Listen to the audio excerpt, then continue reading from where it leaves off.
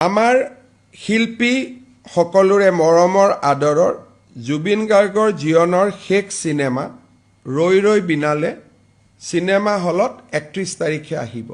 আপোনালোকে জানে যে আমাৰ অসমত কোনো সিনেমাৰ ট্যাক্স এন্টাৰটেইনমেন্ট ট্যাক্স নাই, কিন্তু ভাৰত চৰকাৰে সিনেমা টিকেটৰ বিনিময়ত এটা জিএসটি কালেকশন কৰে।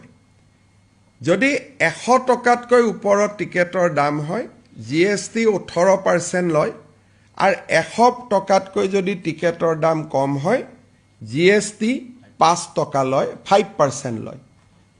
কিন্তু ইয়াক কালেক্ট কৰে সেন্ট্ৰেল গভৰ্নমেণ্টে, আৰু এমাহৰ পিছত আমাৰ বাবে আধা ঘূৰাই দিয়ে, আধা সেন্ট্ৰেল গভৰ্নমেণ্টে ৰাখে। তাৰ মানে 18% যদি জিএসটি লয় তাৰ 9% ৰাজ্য চৰকাৰে পায়, 5% যদি জিএসটি লয় তাৰ 2.5% ৰাজ্য চৰকাৰে লাভ কৰে।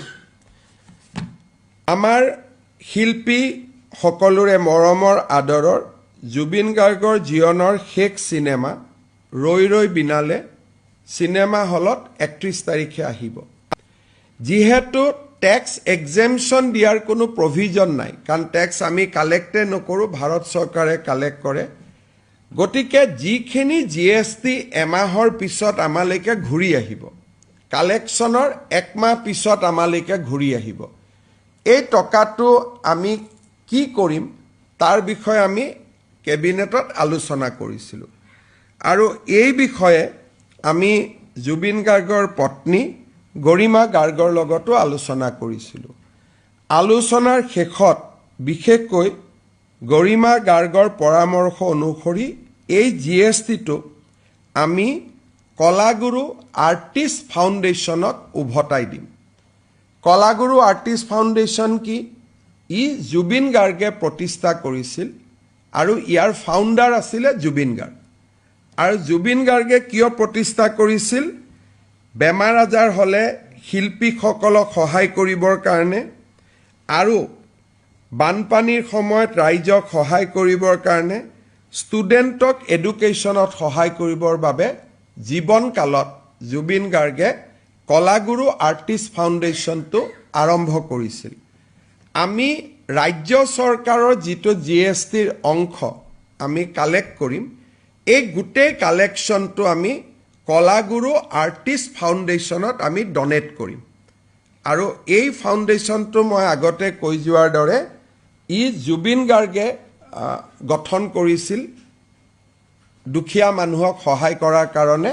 আৰু মই ভাবোঁ যে এই পুঁজিকেইটাৰে তেখেতৰ যিটো জীৱনকালত তেওঁৰ যিটো লক্ষ্য আছিল, উদ্দেশ্য আছিলে, এই টকাখিনিৰে মৃত্যুৰ পিছতো তেওঁৰ আদৰ্শক জীয়াই ৰখা কামত সহায়ক হ'ব।